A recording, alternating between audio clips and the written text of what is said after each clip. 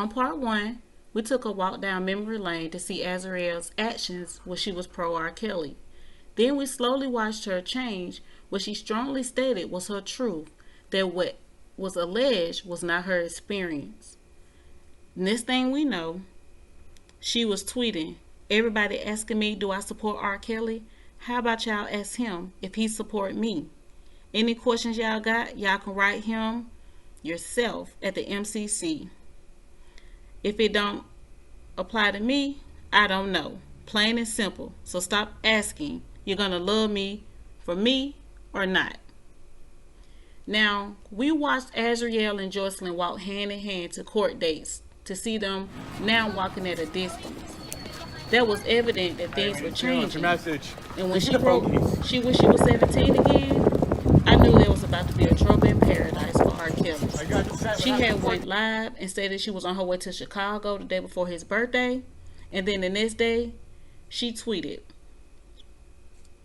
and it said, "Today's a good day to go to jail. I know where the skeletons are buried. You want to play chess? Let's play for the entire world to see." So we're going to watch a video and we're going to see how it all played out and how this was premeditated. Let's see what's finna happen.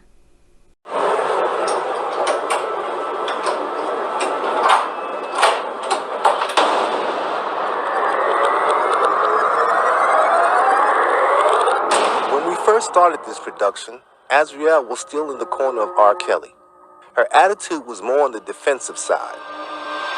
She was reluctant to bash Kelly, yet she was willing to question other accusers.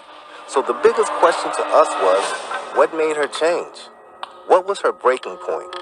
The final straw to break the camel's back, so to speak. Azriel has set up an interview with us to be done in Chicago at the Doubletree Hotel. Based on past experiences with her, that didn't seem strange or ring any alarms because she'd also taped prior in Florida and in Las Vegas. Her reason for coming to Chicago was to film and record several songs for a project her and her father were working on independent from this production. Azriel's sole direction at that time was to get a deal in entertainment. She had just gotten out of a relationship she felt smothered her talent, and with her newfound freedom and independence, the timing was right. Our production team was well aware of what she wished to accomplish and seeing no conflict of interest, but suddenly that changed dramatically. While waiting at the Doubletree to film our scheduled interview, Azriel suddenly called our production team to change the interview's time. According to her, she was getting her hair done and she was running behind schedule. She stated she needed an additional 45 minutes. To our dismay, we reluctantly agreed and began to wait. Within 30 minutes of her first calling, Azriel called again. But this time, her whereabouts had suddenly changed. She was at Trump Tower and had gone there to pick up some clothes. This was surprising to even us, because news reports had surfaced that said Azriel had moved out. It was also believed that Kelly's apartment had been lost due to insufficient funds.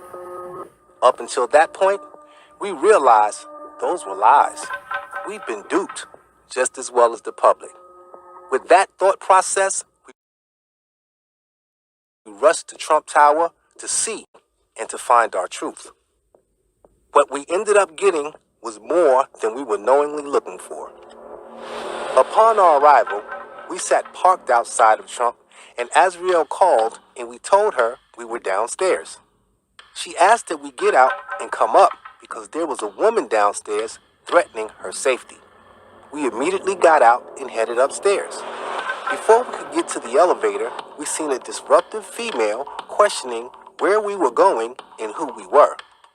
Unbeknownst to us at that time, the woman in question was named Kimberly, and we had no knowledge of her role and didn't know her actual position. What we soon found out was she was there on behalf of Jocelyn, and her assumed role was to assist her removing as well as protecting Rkelly's belongings. By the time we'd gotten upstairs, Kimberly also arrived and proceeded to exchange words with Azriel as well as film us while we were filming. Girl, these people got me on video. Let me get the fuck out of here. Yeah, thank you. Okay, it's fine. Yeah. Yeah, unless they get a say-so from Mr. Kelly. Thank you. Next time, if they do come, if she comes without Joycelyn, she cannot get up. Jocelyn's with me. Okay, she's not here presently.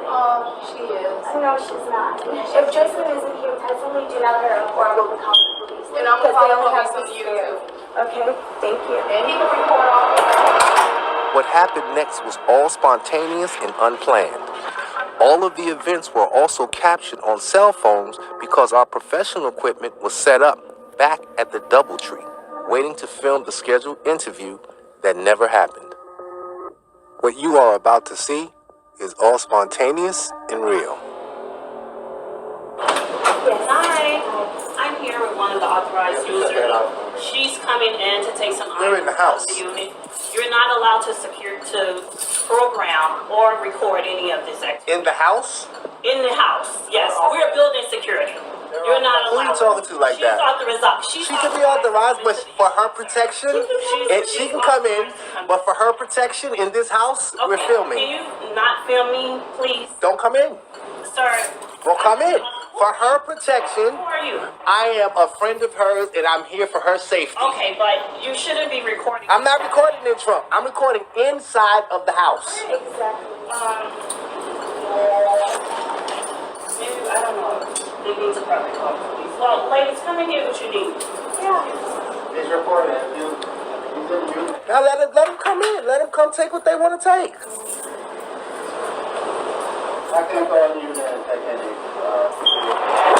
Several minutes had passed, and after discussing what could and could not be filmed, Joycelyn showed up to remove Kelly's personal belongings.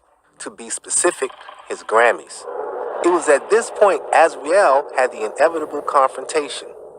What fueled it was Kimberly and Joycelyn suddenly coming in to remove several items. Be mindful.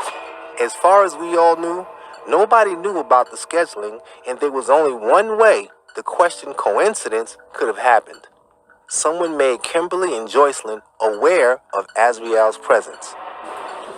Come on, put these Grammys on the thing right now. Put the Grammys on there. That's not good. I can help you. I don't think you would. Oh, yeah. Oh, They don't want them. Hurry up. I just wanted to get the Grammys and get all his stuff out of here. Stuff that he has earned. He does not deserve this. It's not right. I wouldn't allow this. Thank you. Can we have some more help in here? I just gotta get the tall. Okay. Yeah, we're not allowed to. We can't. You're not recording, Kimberly. You gotta record. Joy. She's not gonna come inside because she don't want to be recorded her damn self. That's fine. I can get recorded. I'm already a public figure and you are as well. Okay, that's fine. You can be a public figure. Why y'all arguing instead of just doing what y'all gotta do? Like, this is ridiculous. One of you guys hold this door. I just want to. She's arguing because she's going to go to jail. No, you know you're a liar. No, I'm not a liar. You are a liar. I never dealt with you at that age, so. Girl, bye. Girl, you were in college. I was still in college when I was not dealing with you. Yes, you were. You were in college at fucking 19. Get her away from me. You kick her out. Same year I met her. And I was 17. This is not your house. This is not your house. That's exactly why he told you to leave when I came. Okay.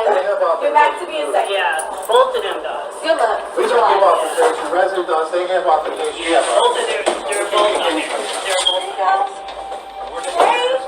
Hey, tell Rob should have been told you that you're going to jail.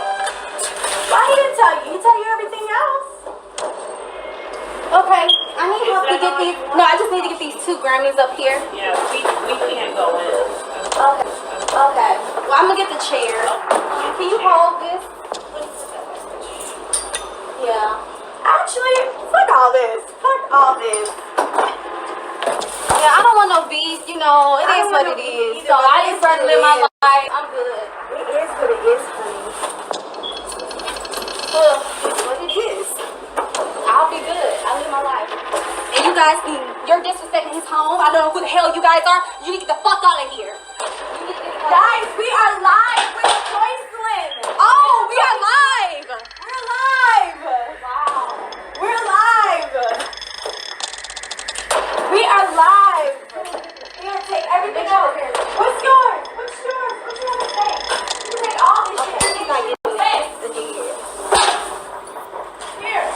these grown men in his household. You know he don't accept that. Oh, he don't like that. He don't like men. You just told on your own boyfriend. Why would you like grown ass men in here? That's disrespectful, Zell. You know that's wrong. You know that's wrong. This is his house. You disrespectful. You're so evil. I'm not evil. You're evil. You're so wrong with the shit. You need to fucking see that shit. Joy, you were sleeping on me. That's a minor. You were sleeping with me as a minor. You were sleeping with me as a fucking minor. Okay. Stop. Ladies. Call the police. You got Ladies, a situation up here.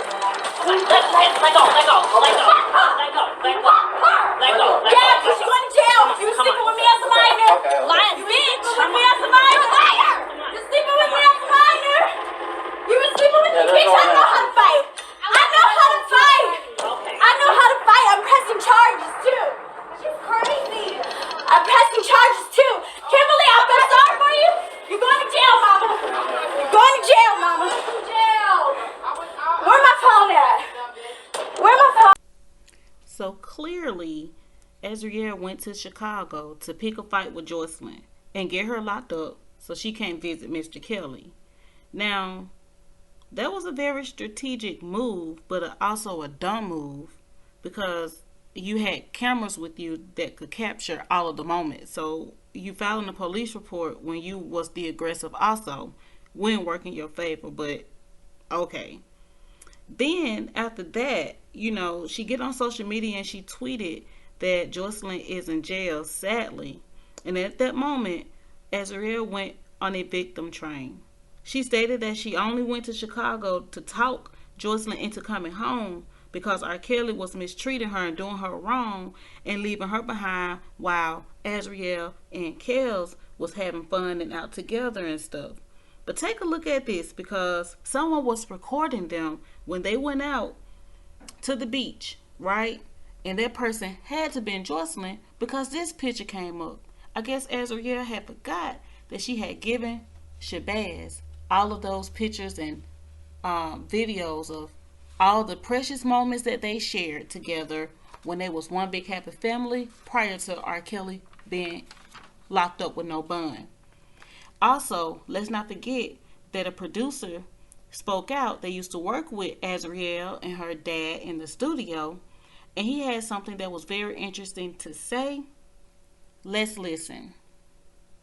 Azriel, our father used to come in the studio with me and my son, and one day he told me straight up like this: if somebody gonna want to date my daughter, they gonna have to pay me.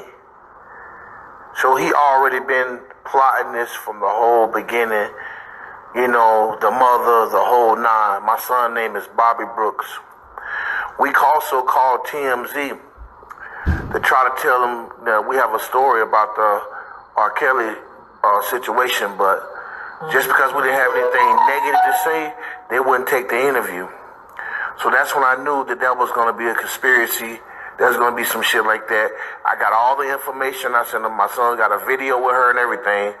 They put the video up on Lifetime without even getting permission and got my son and everything all on a Lifetime show, which is some bullshit. My son, I'm just contacting you because I've been watching this crap all this time when I know this family and how they are. My son went to Freedom High School. Azriel contacted my son the same night that she met Rkelly and the mom. And the mom was also talking to me about how she would have sex with Rkelly and how she liked Rkelly and she wouldn't say nothing to her husband. Her husband wouldn't know. Whether you was joking about it or not, the reality is that they was already seeking out Rkelly from the beginning. And they was already trying to get Azriel to meet Rkelly by getting her to the show, because they wanted her to get close to him. These are facts. My son has some text messages, but I don't know if he still has them or not, because when I started seeing all these lies and all these certain people that, the Savages and the Clarys, I don't know nothing about the Savages or nobody. I know about Azriel. I don't know about the Clarys or none of that. I know about Azriel. My son done music with Azriel. They've always talked about, how she wanted to be famous and how, she liked it Rkelly from the beginning. It's not something her brain has not been washed or all that shit that they talking about. This is reality, man. Her father has been trying to do this shit for a long time. Period. If you need my son to come and testify, just contact me. Alright, so like I stated, Azriel is on the victim train. And her dad so arrogant, thinking he got it all figured out, like they finna get this bag. But there was one person who knew the truth, and that was Shabazz. Shabazz produced that documentary, Precedence. It was a 4-part documentary telling all sides, whether good or bad. An unbiased perspective, I must say.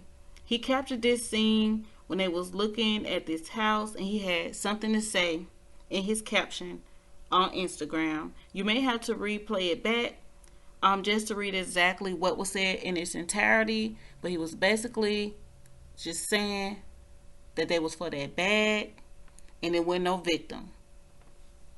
Now, take a look at this video that's going to show how and who really had something to do with Azriel's flip. Take a look. I would call you guys, don't paint no picture, like I have not talked to you guys in over a year because I would call you guys 4 or 5 months at a time. And when I would call you guys would be yelling, you guys would be cursing me out, mommy would be yelling at the top of her lungs.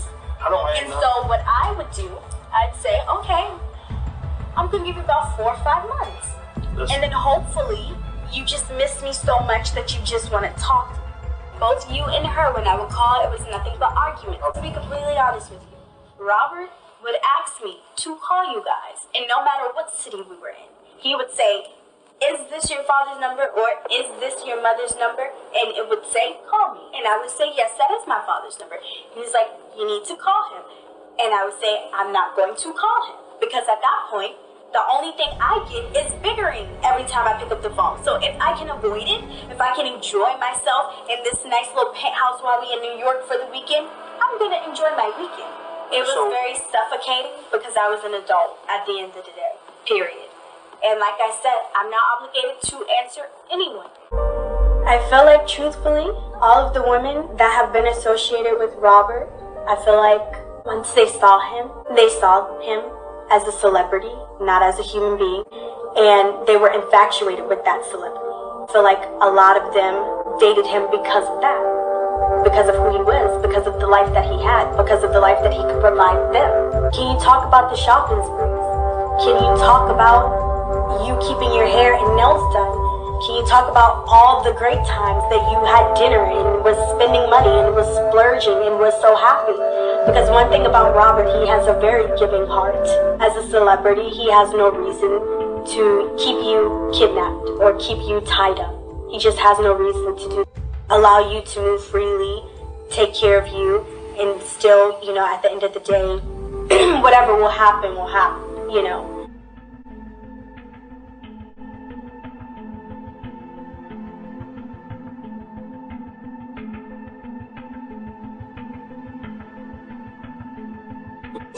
So we looking at here, we got a before and after. Beat me with a shoe, a size 12 foot Air Force One, and he beat me all over. It's done. It's over. It's over. You may not even make it to trial.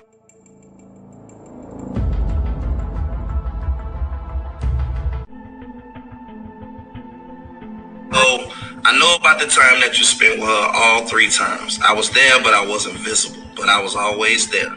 I can understand about how you feel about the before, because I've witnessed the before and I've witnessed the after. So I know about the time that you spent with her all 3 times. The middle is me. So Azriel, when she was here, gave her all of the information. I got the actual people on the phone.